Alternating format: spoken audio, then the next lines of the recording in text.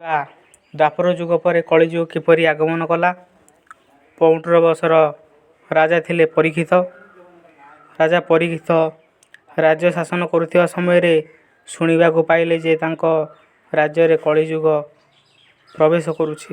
ଦିନେ ସେ ଭ୍ରମଣ କରୁଥିବା ବେଳେ ଦେଖିଲେ ରାଜବେଶଧାରୀ ଜଣେ ବ୍ୟକ୍ତି ଗାଈ ଓ ବୃଷଭକୁ ନିର୍ମମ ଭାବେ ତାଡ଼ନା ଦେଉଛି। ପରୀକ୍ଷିତ ଆଉ କିଛି ପଥ ଅତିକ୍ରମ କଲା ପରେ ଦେଖିଲେ ଗୋଟିଏ ସୁନ୍ଦର ବୃଷଭ ଗୋଟିଏ ପାଦରେ ବହୁ କଷ୍ଟରେ ଆସୁଛି। 3ଟି ପାଦ ଜଖମ ହୋଇଯାଇଛି।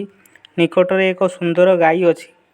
ରାଜା ବୃଷଭକୁ କହିଲେ, ହେ କମଳ ସମାନ ଶ୍ଵେତବର୍ଣ୍ଣ ବୃଷଭ, 3 ପାଦ ଭାଙ୍ଗିଯିବା ପରେ ତୁମେ ଗୋଟିଏ ମାତ୍ର ପାଦରେ ଚଳପ୍ରଚଳ କରୁଛ କିପରି?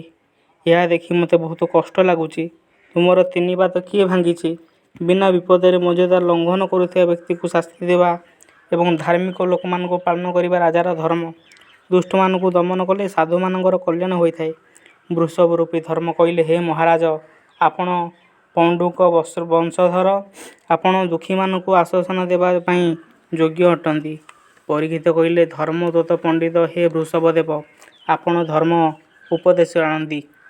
ଆପଣ ସ୍ୱୟଂ ଧର୍ମ ଏବଂ ମୋତେ ବୋଧହେଉଛି ସତ୍ୟ ଯୁଗରେ ଆପଣଙ୍କର ତପ, ପବିତ୍ରତା, ଦୟା ଓ ସତ୍ୟ ଏ 4ଗୋଟି ଚରଣ ଥିଲା।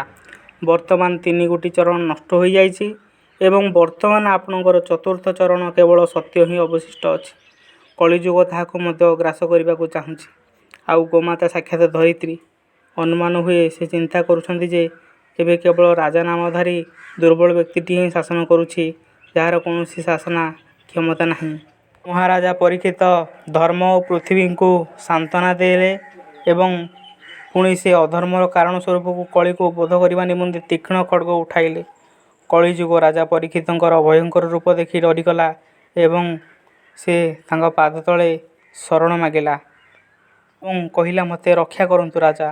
ପରୀକ୍ଷିତ ବଡ଼ ଯଶସ୍ୱୀ, ଦାନବତ୍ସଳ ଏବଂ ଶରଣାଗତ ରକ୍ଷକ। ଏଣୁ ସେ କଳିକୁ ହତ୍ୟା ନକରି ଛାଡ଼ିଦେଲେ। ସେ କଳିକୁ କହିଲେ, ହେ କଳି, ତୁମେ ହାତ ଯୋଡ଼ି କରି ମୋର ଶରଣାପନ୍ନ ହେଲ, ମାତ୍ର ତୁମେ ଅଧର୍ମର ସହାୟକ। ତୁମେ ମୋ ରାଜ୍ୟରେ ନ ରହି ଚାଲିଯାଅ। ତୁମେ ମୋ ରାଜ୍ୟରେ ରହିଲେ ଲୋକମାନେ ମିଥ୍ୟାବାଦୀ, ଚୋର, ସ୍ୱଧର୍ମତ୍ୟାଗୀ, କପଟଚାରୀ, କଳହପ୍ରିୟ, ଗର୍ବୀ ଓ ଅନ୍ୟାନ୍ୟ ପାପକୁ ପ୍ରଶ୍ରୟ ଦେବାରେ ଉତ୍ସାହୀ ହେବେ। ଏଣୁ ହେ କଳି, ଏ ବ୍ରହ୍ମବର୍ତ୍ତରେ ତୁମେ ଆଦୌ ରୁହ ନାହିଁ। ଏଠାରେ ସତ୍ୟ ଓ ଧର୍ମ କେବଳ ନିବାସ କରନ୍ତି।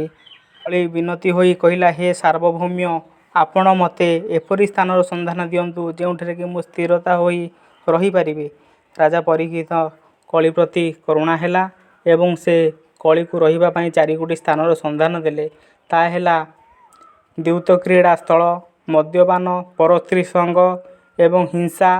ସେହି ସ୍ଥାନମାନଙ୍କରେ କ୍ରମଶଃ ଅସତ୍ୟ, ମଦ, ଆସକ୍ତି ଏବଂ ନିର୍ଦ୍ଦୟତା, ଏହି 4 ପ୍ରକାର ଅଧର୍ମ ନିବାସ କରନ୍ତି। ଏହାପରେ କଳିଯୁଗ ପୁନଃ ନିବେଦନ କଲା, ହେ ପ୍ରଭୁ, କେବଳ ଏହି 4 ସ୍ଥାନରେ ମୋ ନିର୍ବାହ ହୋଇପାରିବ ନାହିଁ, ମୋତେ ଆଉ କିଛି ସ୍ଥାନ ଦିଅନ୍ତୁ। କଳିଯୁଗର ଏ ବିନତି ମାଗୁଣିରେ ରାଜା ପରୀକ୍ଷିତ କଳିକୁ ରହିବା ପାଇଁ ଆଉ ଗୋଟିଏ ପଦାର୍ଥ ଦେଲେ, ତାହା ହେଉଛି ସୁବର୍ଣ୍ଣ। କଳି ଏହି 5ଗୋଟି ସ୍ଥାନରେ ସୁଖପୂର୍ବକ ନିବାସ କରିବାକୁ ଲାଗିଲା। ରହୁଛି, ନମସ୍କାର। ଏ ଭିଡ଼ିଓଟି ଭଲ ଲାଗିଲେ ଲାଇକ୍, କମେଣ୍ଟ, ସେୟାର, ସବସ୍କ୍ରାଇବ୍ କରନ୍ତୁ।